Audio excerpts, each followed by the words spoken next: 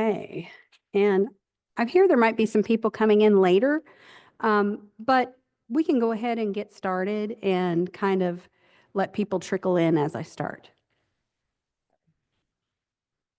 Oh, I'm sorry. No, sorry. that's Go okay. ahead. No, I rarely do this. Hi, I'm Russell. I'm with Essential Education.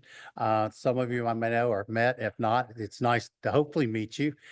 We are adult. We provide online print solutions as well as other items for adult education, including workforce, college essentials. So if you haven't been by, please stop by booth 601. We're very proud to be sponsors of COABE. We've done it many years. If you have not stopped by for your copy, we have the Overcoming Adult Learning Challenges.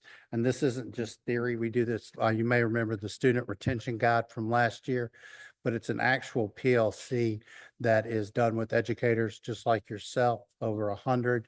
And then the research is put together and we sponsor to print the guide. So it does address literacy difficulties, those that struggle with reading, writing, and comprehension, learning differences, including dyslexia, processing disorders. It talks about trauma. That's one of the key functions. And then it talks about essential skills development. So it's a $49 value, but it's free here for the COABE participants. So I'm an educator myself from adult education. So while we sell tools to help you, nothing replaces the educator. So thank you for everything that you do for your students on a daily basis. Thank y'all. Y'all have a good session. Thank you for your help. Love Essential Ed. I used to use it all the time. Well, thank you.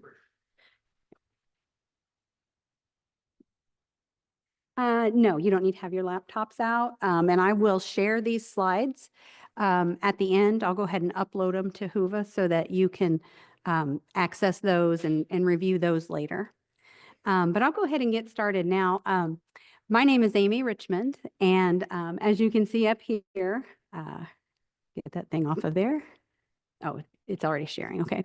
As you can see up here, you might see any one of three of us. You can see my husband who's up here helped me get my tech going, which is Neil Richmond. And we also partnered with Treg Hopkins, who we both were friends and colleagues with, all in the adult ed space and all with lots of years of experience. And I'll tell you a little bit about who I am before we get going.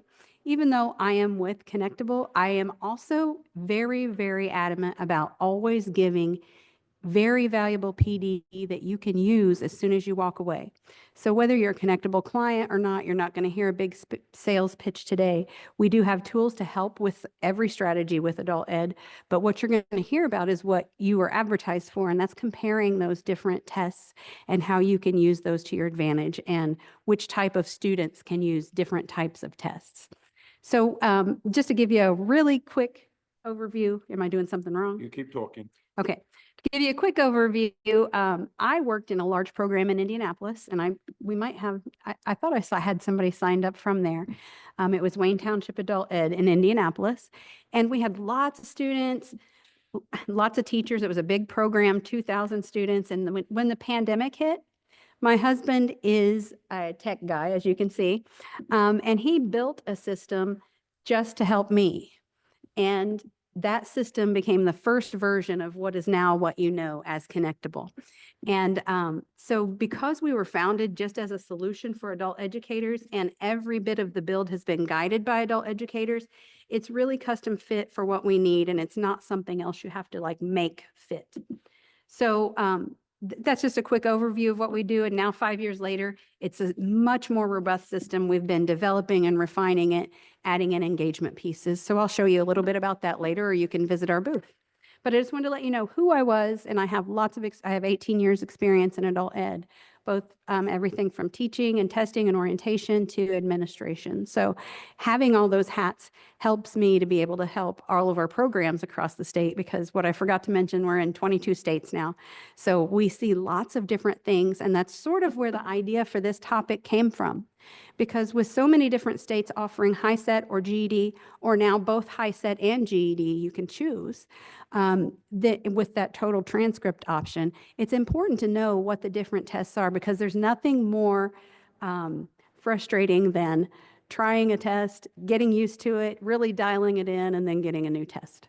So if you can get a little bit of a head start with this, it'll be great. Yeah. 'Cause that's going to be in the way everywhere. There we go. Can you hit that arrow?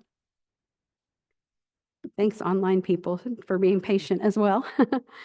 Okay, so we're going to tell you about a few of the key features and just talk about that. And then I'm going to give you time for questions, also time for discussion because you're practitioners in the area. How many of you guys primarily rely on HiSET? Okay, and that's about 3 or 4 for those of you online. How many primarily rely on GED? Okay, good, pretty even mix. Are any of you in the states where you're allowed the total transcript where you could sort of mix and match? Awesome. Can I hear what your states are just so that I can say it for the online people? Oh, Indiana. Yeah, of course you're Indiana. That's our state. North Carolina? Nice. New Mexico does it. Massachusetts? Anywhere else? And Oklahoma. Good. You're going to see that more and more. And I'm really glad because how many of you have students have come to you and they say, well, I passed the math, but I didn't pass the language arts or vice versa. Now we give them a mechanism to use that old test, that old success, and use it now to help them to accomplish what they need. So a couple just quick overview items about the test is that with the GED, a big learning curve for us in Indiana was that the GED is computer-based only, and you're aiming for 145 per student and 2 discounted retakes. I included the test because even though it's a retired test, it is part of if somebody passed a part of the test, you can use that for your total transcript. So it's important to know what type of student you have who took that test because it might not have been a good fit. And then HiSET, you could have paper or computer, and they want 8 out of 20 per test and 2 free retakes. So there are things in there that depending on the need of the student, you really want to focus on. Looking at the format, this is just a different way of saying what we did. You'll notice that the language options are English and Spanish in all of them. And then the accommodations are available, of course, in all of them. But what I have heard, not only in research, but also in practice, is that if you have a student who needs accommodations, there's kind of a comparison among that as well. So if you look at the screen here, you have accommodations such as screen readers, extended time. Is that feedback coming? Okay. Calculator use, private room, and all of those requests are handled by the GED testing service. TESC, we don't need accommodations because that's a retired test. But the thing about HiSET that I've heard is that it is really flexible for those who need accommodations. It has paper-based, which is really important for those with an IEP that dictate that. You could have a scribe, extended time, reader, and separate accommodation settings. And just as an offhand comment that I've heard from a lot of people who use HiSET is that the time it takes to get those accommodations is a lot shorter for HiSET users. So if you have a special needs student and you have that choice, that's something to really keep in mind depending on your timeline. You might have enough time to get accommodations with GED, but if you're on a short timeline, that's one to realize that is a quicker turnaround. So that's one big thing because, a lot of our students had IEPs and we don't ask the question. So it's important to, and not just say, did you have an IEP, but say, did you get extra help in school? Did you struggle with math? Did you have a private room? Could you use a calculator on tests? Things that they would remember without using that verbiage. Yeah.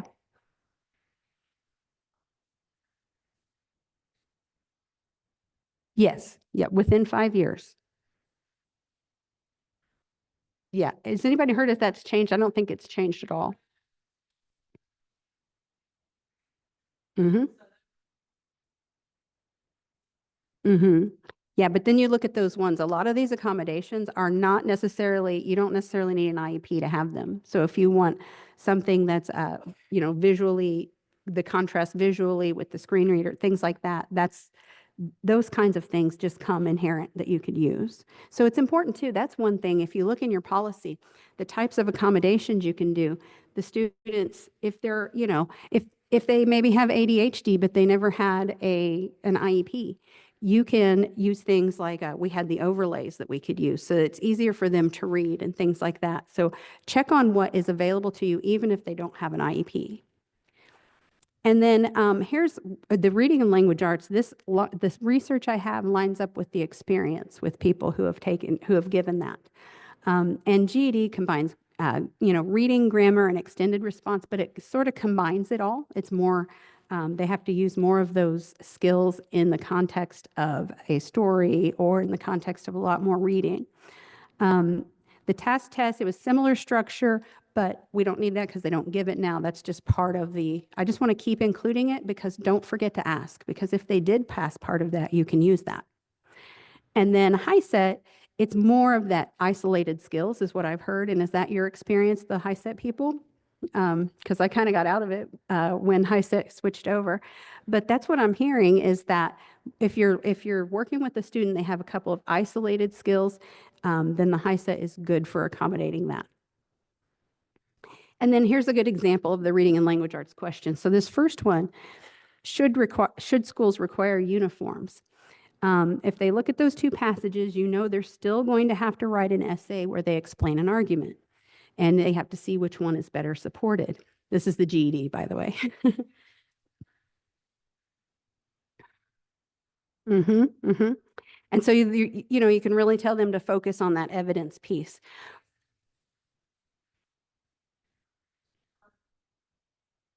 Yes. Yeah, that's good. And all of those writing tools that you have, to me, it would be really easy to show that evidence and to bring in that evidence in your practice as well.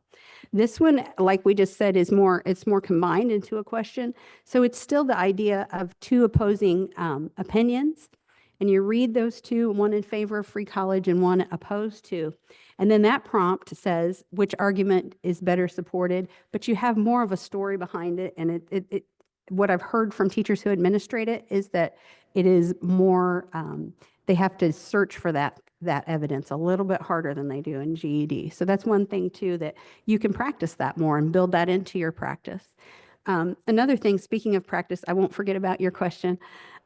Speaking of practice, one thing we always did that was very helpful is to practice the test format. So many questions were missed, at least in my experience, from students who never had to read it on a screen and scroll down and then go find the evidence and then navigate back and forth between the windows. So if you're giving the GED and that's an online test, then make sure that you use that practice. But I say for GED or HiSET, give them an experience in taking that test format, because the test format is half the battle. I truly believe that, because they just haven't had that experience. When you're teaching it, to take a piece of class and devote that to a piece of the test seems like you're robbing yourself of that time, but it's really important because you're gaining yourself back that time when students know the format and they're familiar with it and they don't freak out when they see that.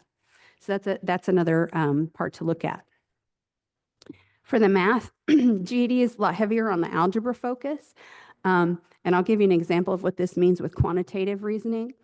The task was more straightforward. We remember that. And then HiSET is more of those practical applications. And again, kind of isolated skills. So if you have somebody that's anxious about math, which I was a math teacher, so I heard it all the time. But if you have somebody that's anxious about that, think about, if you have the choice, trying to put some of those HiSET skill sets in there, because that will help you to more isolate those skills. Because we're always big on targeted instruction and doing that targeted instruction. But when we do that, we got to really match it up with the test that ask it in the way that the student's going to be triggered with that memory better. And so here's a sample GED. So you can see it's sort of like a story problem. They have two plans. And again, you can read through it, but it's talking about data per month. And then it has a series of questions. So you could sort of talk through a couple of isolated skills on that. But really, they have to know the whole overall, all these skills that they've used all together to be able to answer these, because which plan is cheaper based on estimated usage? You have to find out how much you pay for each plan. And then what amount of data usage would both plans cost the same? And then if the business grew and that data usage happened to increase, which would the owner choose? So then you're using that information to make an informed choice. So really good, solid question, but also a little bit harder than if you had a more straightforward and said, what's the total area, as in this sample HiSET question. So you read that, you draw it out, and what's the total area is a pretty easy thing to get with students to trigger them. Oh, I need the area formula. And how many gallons of paint, and talking about what that area means and the coverage.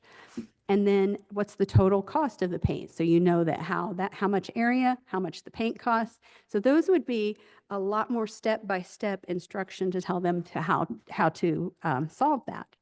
So then you can see it's covered 4 areas, but it doesn't ask it necessarily in the context. It breaks it down into those isolated skills. So knowing that format, and we teach a class for professional development for all of our members on AI. And one of the things we talk about is using AI to save you time. I love the fact that you can say, come up with a sample HiSET. You can even use the brand name, come up with a sample math question in the style of HiSET test. And if you put that into ChatGPT, they get it pretty accurate. And then, yes. And then if you do the same thing on the GED and you say, put it in the context of the GED, you can see the differences in the questions, and you have sample questions you can work through. And again, that speaks to the format of the test. And then on your science and social studies, again, the GED, you have to interpret a lot, and you have to analyze that information. So there's a lot of looking at scientific information and having to analyze it. So those higher order thinking. HiSET does the same, but it's a mix of the document-based and then just a direct question. So it's sort of like mixes the skills with the straight skills with the higher order thinking. And so I think that, again, depending on the way the student thinks, and we know our students very well and how they think, that'll help us to choose that. And then looking at the essay requirements, we don't have to look at tasks because nobody's going to take that, but it's, again, we can use that past test. But the GED essay integrates all of those skills. And, they kind of look for that in the context of the essay. Whereas in the HiSET, I'm sure as you know, people that use HiSET, it's a standalone question. And then there's a minimum of 2 points required. And I can't tell you how important that is to understand for a student who might know grammar, but might not be good at essay. You could isolate those skills a lot better when you have separate tests and you get credit for the grammar and those parts that are a little bit of the bite-sized chunks. Yeah. Yes. Yeah, because they put it all in the context. And if you do, if you do have if you're a GED state and you have to use primarily GED, then I would do a lot of those questions where you integrate that in and you pull that information out. And so they're used to looking for that kind of thing. That's good. Yeah. And samples are always good to open class with as well. And again, the more you can put it in the format of the test, because we're allowed to, and we want to be able to have them be comfortable with that format. That's very, very important. So if you look at your higher level students, your students who are going to go on to post-secondary, and this is just kind of a stepping stone for that, that's a great one to give the GED as a good indicator. And again, the reading language arts session allows them to integrate those skills and use that higher order thinking and measures that better. Again, math anxious. I mean, we know so many students who have anxiety over math. My own mother received her GED when I was a teacher. She was in my class, and we would sit down. I could teach any math student, and she would cry every time we sat down before we started. So I know about math anxiety, and I know that you guys do because we hear it all the time. So keeping that in mind is important. And then if you need a paper format, only one of them offers the paper format, and that's HiSET. And there are some people who need that paper in front of them in order to be able to take it. And then this kind of hides it a little bit, but for those basic skill learners, the HiSET gives that more straightforward approach. And straightforward is easier for those students who have those isolated skills. So that's something that really is an important way to kind of look at your student. How many of you guys do a learning styles assessment when they do orientation or when they start with your school? Yeah. And so if you do something like that, that would be the first place to look, because I think that from the beginning, you could start to kind of gear a student toward which test they would be a better fit for. If a student comes in and says, I'm okay with everything but except math. I've heard that hundreds and hundreds of times. So then, you think, okay, well, we'll try some HiSET practice and see if that speaks to them well, and sort of see what works, because that's your job as a practitioner, is to see what works for them for their learning style. And the same thing is true of the test. If you want to, okay, tell a little bit more about that. What's an escape route?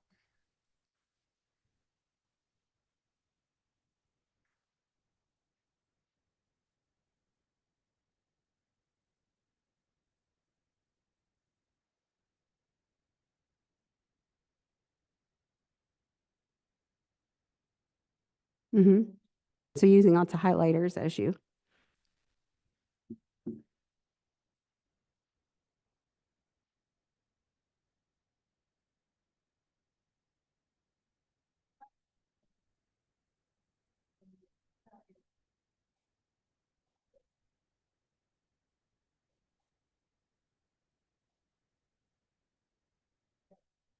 Okay. That's a great one to work. And when you think about that, and I say this all the time, because we don't give the test for the sake of passing a test. We give the test to better their lives.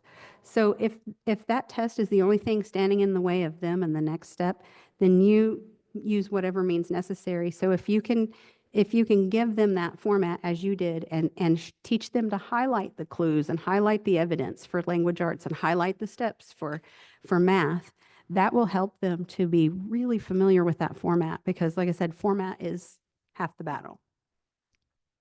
And then if you look at all that we've talked about with those different parts, with math, the HiSET is kind of easier language. And that's something, I know that's sort of subjective, but that's from hundreds of educators we've worked with. I mean, the vantage point we have with working with so many different schools is that we get to talk with a lot of people who are great practitioners in the field. And that's one of the things they say, is if you have a language barrier, if language is an issue, that's easier for them.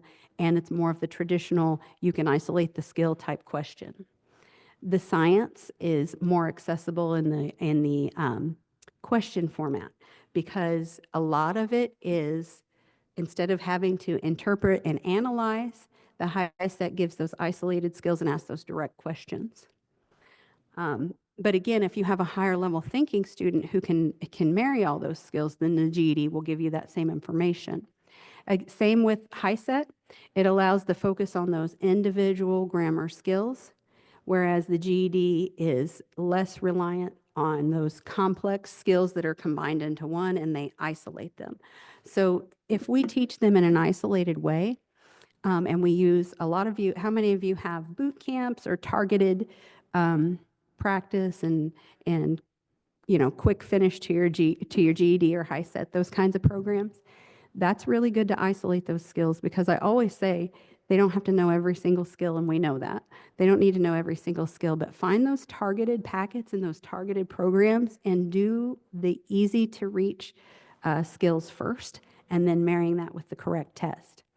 So a couple of things that you could take away from this is identifying that test format as soon as you do that strength assessment with students. And even if they don't do it, or your school doesn't do it at orientation, it's really important. You could do it as a quick warm-up in your classroom, but knowing that style is so important, because we see so many different styles in the same classroom.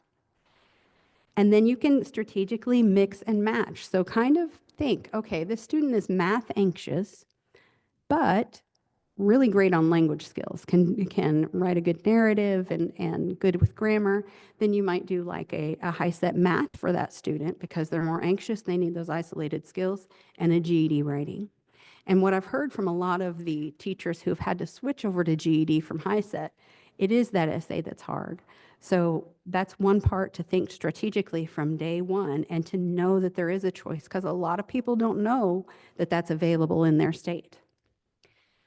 And then develop that targeted prep. So look at the couple of heavy hitting skills, and even more so than what's easy to teach, I think what's more bang for your buck on the on the results. So if it's heavy on algebraic and that quantitative reasoning, then make a whole packet just for that with a bunch of different practice problems, or a whole warm-up series on that. And then track the success rates. It's really important to track your data. So really see what student is successful with what test, and you'll start to see a pattern of it develop from that. And taking those patterns is really, really important, because that's the same pattern they're going to carry with them to take the test. And so that's something that's important, because what you think might not always be what ends up being the case. So make sure you track that, who passes what part. And then I'll show you an example from ours. And if you're a school that has ours, this is familiar to you, but all of our students have a dashboard, and that's a great place. Even if you don't have Connectable, you could do it on a spreadsheet. You could do it. That's what we did before Connectable was a thing, but at least track them. But I wanted to show you one thing. This is a picture of a student dashboard, and they have their demographic information and other things at the top that we can track, because like I said, we've built a lot with engagement. But also, if you scroll down, you can see their courses. So you can see over here, they have all of their information, because a lot of times students forget, where do we meet in class? Or where does my class, what's my teacher's name? I find that out with student success stories. They write a beautiful success story, picture and everything, don't know the name of the teacher, or the wrong name of the teacher. So that's important to just keep in front of them and help them. In this example, the teacher has put like Google Classroom link there, and other links in there to things that maybe like a homework practice for people who have missed, so you can do that. But the really important thing is to give them access to their scores. When we first developed the student dashboard, it was because we discovered everywhere that no adult student had access to their own test scores. So their only way to reach and read their own scores that they just scored on a test was to reach out to you, and you have hundreds of students. So it's really hard. So giving them that ownership is important. If you've used things like PowerSchool or Skyward or any of those management systems for the K-12, they have that. Students are used to looking at their scores. As far down as kindergarten, they have a dashboard, but our adults don't. And you do when you get to college, but our adults don't.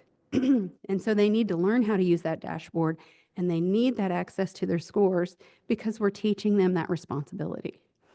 And it's a life skill they're going to use later, because I guarantee you they'll need a dashboard when they get a job, or when they get insurance, or when they, their kids go to school. So it's helping them with those digital skills in the context of their real information.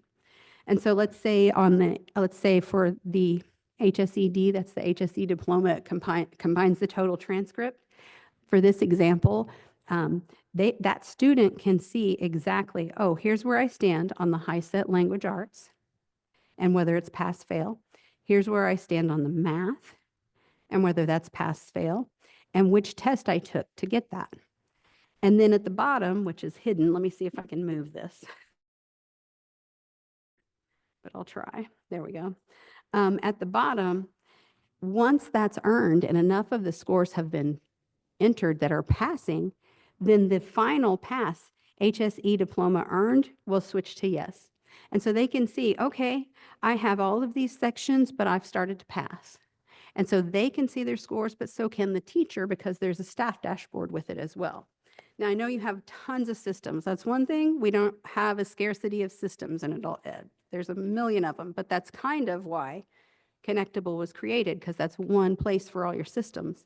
Because go to your dashboard becomes the language of the fabric of your school. Go to your dashboard, because we have these great programs like the person from Essential Ed spoke, and Aztec and Burlington English, and all of those great programs for supplemental practice. But how many of you had a student that doesn't remember where to go to log in for those? Yeah, it happens all the time.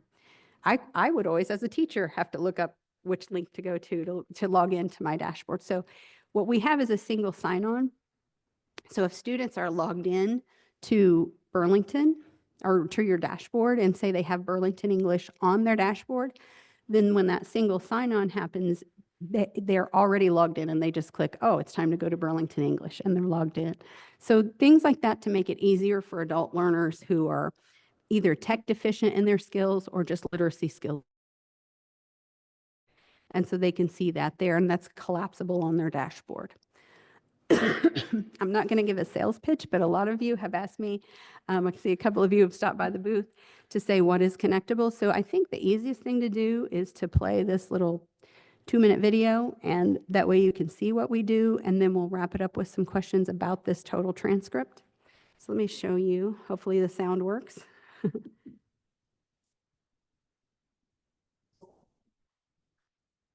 Oh, there's an ad.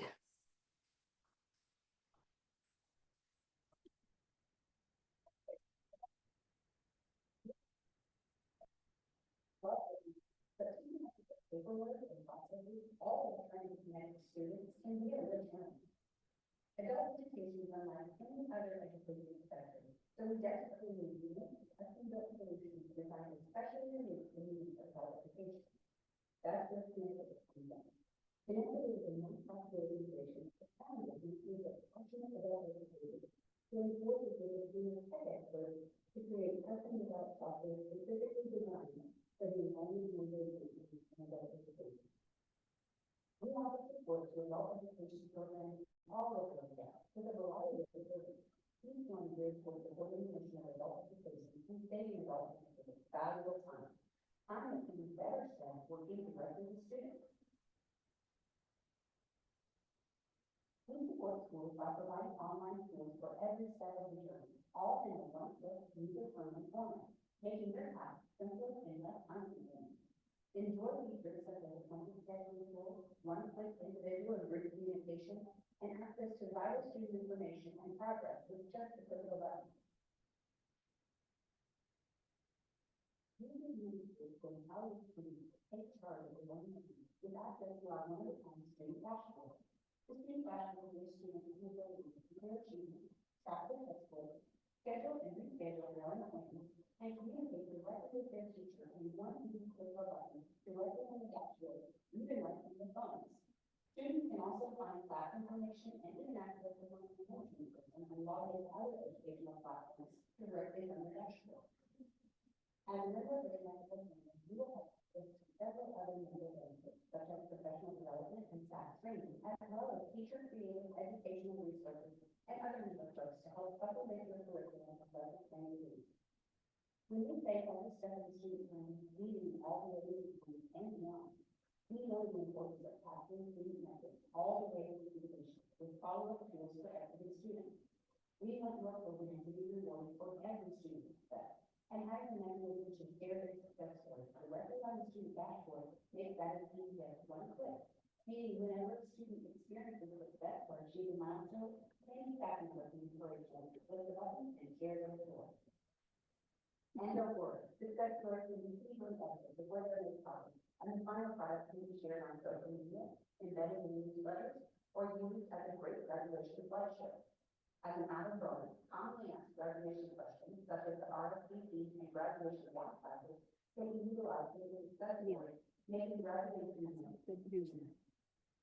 What makes becoming a member of Connecticut even more special is that because we are nonprofit, we can supplement the funding for your program with gifts and donations from local community partners.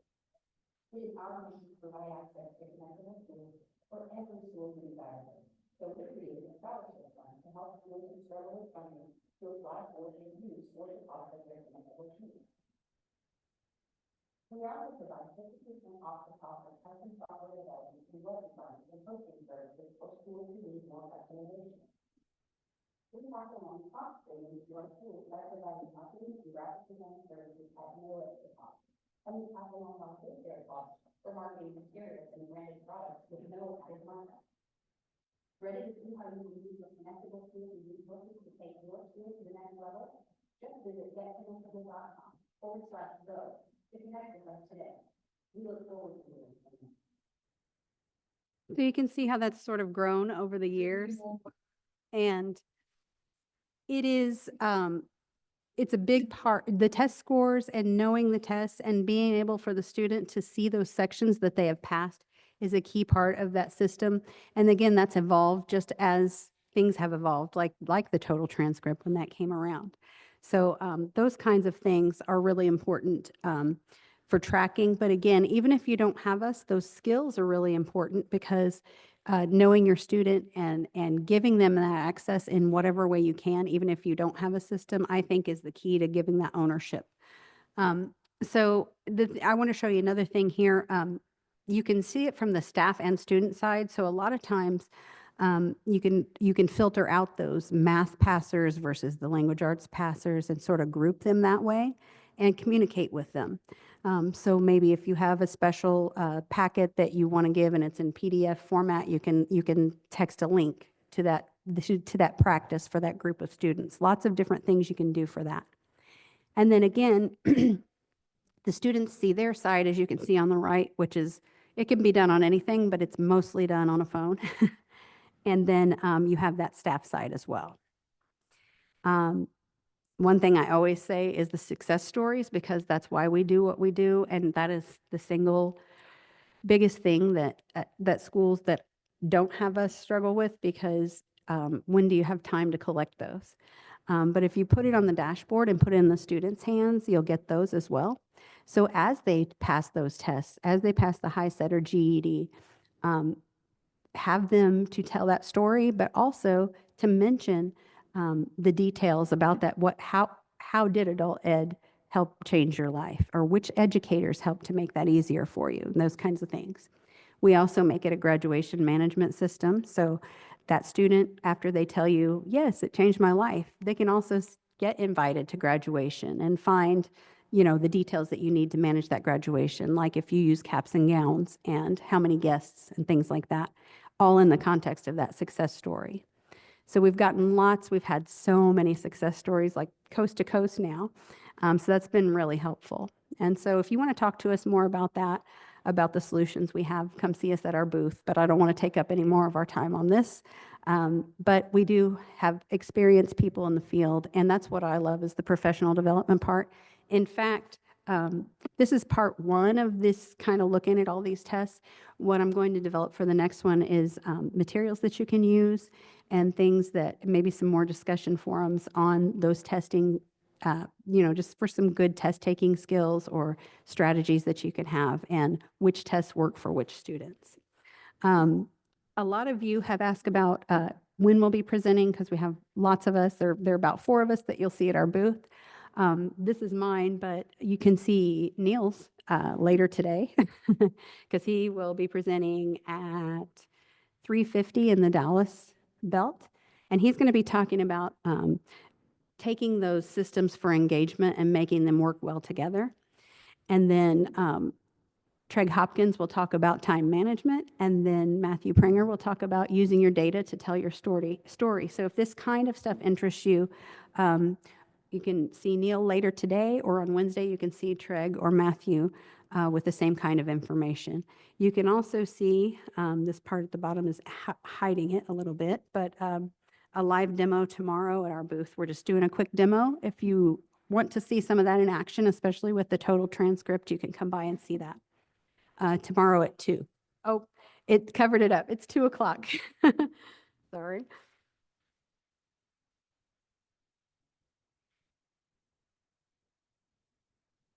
Oh, yes. Are you watching for questions? Yeah. So for people online, if you have questions, just jump in with those. The other thing is, like I mentioned, was professional development. So we'll have some, and if there's a lot of interest about this is a topic we'll see on professional development series as well. But we did AI last year, and it was really popular. We had to run 3 cohorts of it. So we'll do more advanced AI. And then another one that I do a lot with Canva for our schools and for social media and for any kind of graphics. And a lot of people have wanted to learn that. So I think it's fun. And so one of the PDs is going to be using that for student outreach and for student engagement and using some quick Canva tricks. You don't have to be a professional. I'm not. I was a teacher. I didn't do anything with graphic design, but I've just found some tricks that help in communicating with the community for your students. So those are a couple of things and opportunities that you can have. If you sign up here, you'll get a notification when the class starts. If you're connectable already, it's free. It just included with your stuff, and you can pay $100 if you're not to be able to have the same access. So that's just my spiel about what we offer. But back to the subject that we had. Do we have anybody with questions? Yeah.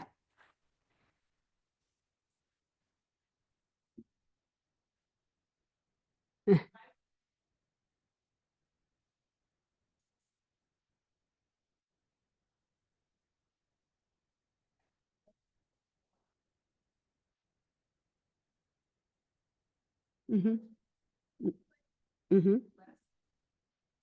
Yes.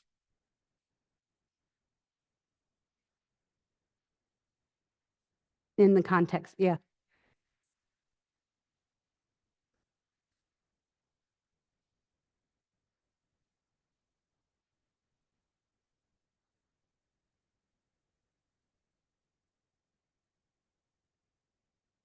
Mm-hmm.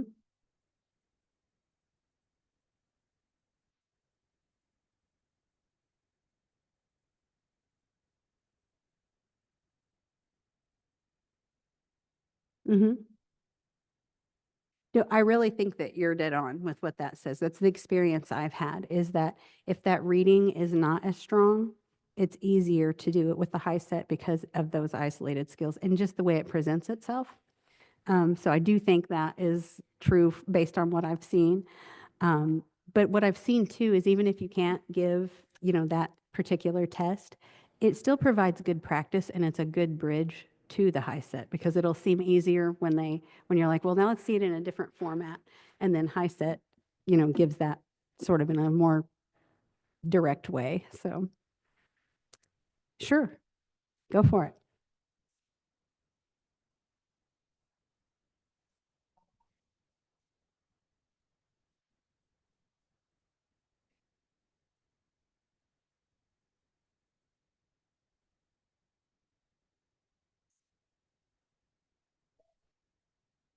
Yes, because it's about citing that evidence. Oh, I'm sorry. Yeah, I have to repeat the question for the online people. The question was if you have the GED test versus the HiSET test, and when you're asking the question for the essay, the HiSET is more, it's more you have to build an argument for your side and support that evidence with evidence like you always do. But on the GED side, you have to read them and decide which one supported their argument the best. And to me, sometimes that's a good distinction to make because those students are thinking what they agree with versus who gave the better argument. So that's a really important distinction. So that's a good point to bring up. And I would have put it in my chart if I'd have thought of it. Anything else? Yeah.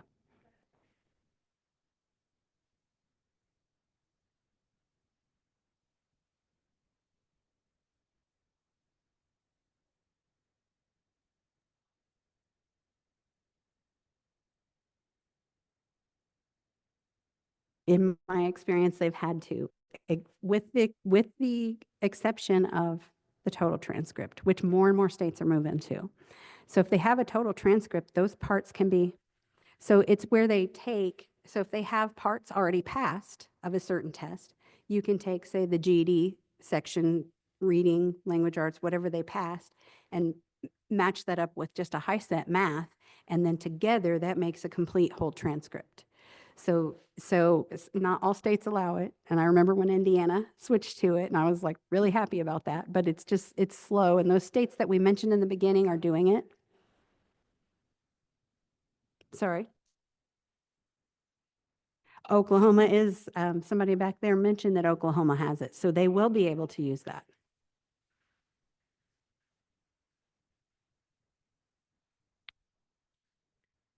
Can't do it. In that case, because I feel like it's happening with legislation, I've talked to 3 people they're writing it in the legislation this year. And so it's happening. It will be happening, especially if you have the choice between the 2 tests. It just makes sense to be able to match up those results to make a test. So start having those conversations because I think more states should do that because then we can advocate for the work they've already done.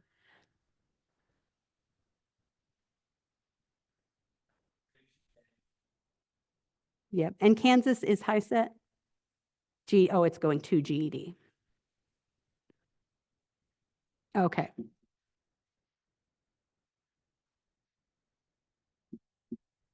But yours is one state that they might start to use that. Yeah, that's one state that I've heard has started to write it into,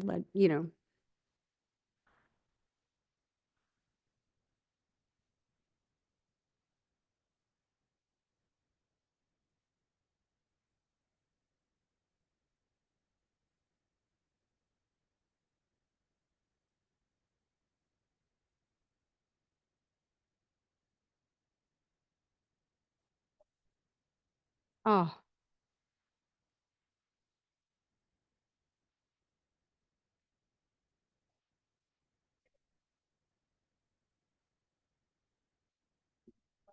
then HiSET is best for him. Yeah. Yeah.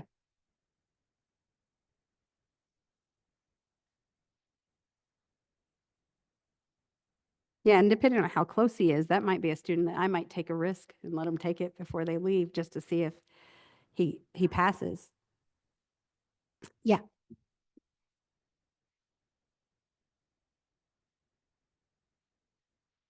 Good. Yes. Because that's what I left the end for, because you guys are the ones in the field.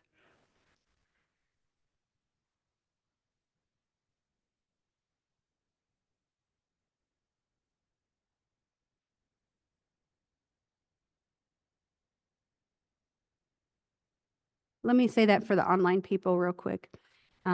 So if you have the HiSET test and it's graded on, if you write the essay and it's graded on the computer, right? It's computer based, or yes, GED. I'm so sorry. I said that opposite. I said that opposite. So yeah, because, as humans, I don't care how good AI gets, it won't think as well as a human can. So that is a very good point to keep up, because a computer's grading it, and we can kind of pick and choose what the computer will pick out, and what it can, the evidence, what constitutes evidence, and but really still it's graded by a computer. So it's harder.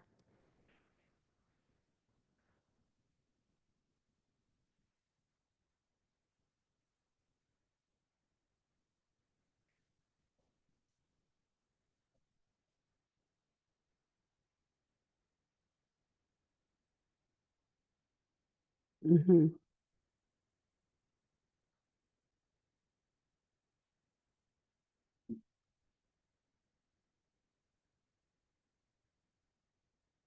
Oh, wow.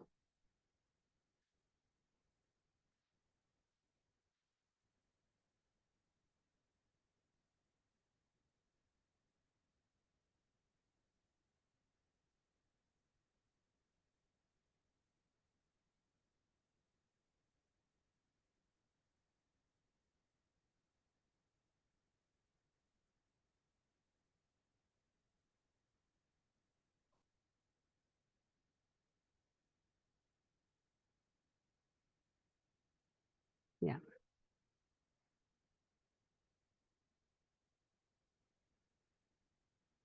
Yeah, and so for the people online, that's an important point as well, because the GED test, while it's harder and it does require those integrated skills, it's important to know that they're also more transparent and they let you see samples. I love that you can, and in fact, in our dashboard, we have the GED readiness scores you can enter in there. And so they can see how close they're getting to it as well. But I love how closely aligned they are with the real test, because that's what I've heard as well. That's good to know. Anything else? Any other, particularly from states with total transcript, any good things that you've learned from this new environment? Yeah.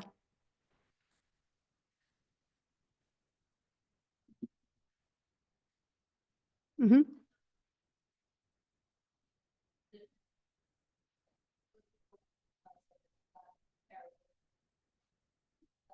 That's the part I have the littlest information about, because the fewest schools give it. And I am always a proponent of giving it. If we can give it in Spanish, then give it in Spanish. Thanks to Puerto Rico, you know. But Yeah, I've heard that it carries over, but I haven't heard anybody in the field really say that it does. But I would be really interested in knowing that. So, and these are all things that I want to expand upon too when I give another, we'll do either professional development or other series with this, because that's important to know, because we know things don't always translate in a straight line. Anything else? That's a really good point. Any other good points to bring up? Okay, well, if you want to learn more about that, you can attend one of our PD sessions, but also if you have any other good ideas and you want to email me, my contact information's in Hoover. I'm going to upload this. I'll upload other materials that I maybe get from this conference if people share them so that the more we can learn about both those tests and be able to use them to our advantage, the better. And I do think it's coming in more and more states because that's what I'm hearing again and again. So thanks for listening. Oh, yeah. At the front right here we always provide a newsletter to see what's changed since the last COABE. So if you want to come pick up a newsletter and see what we're doing and what other programs are doing, that's in the newsletter alongside the business cards there. Thanks, guys. If you want to, that'd be great. Not enough for everybody.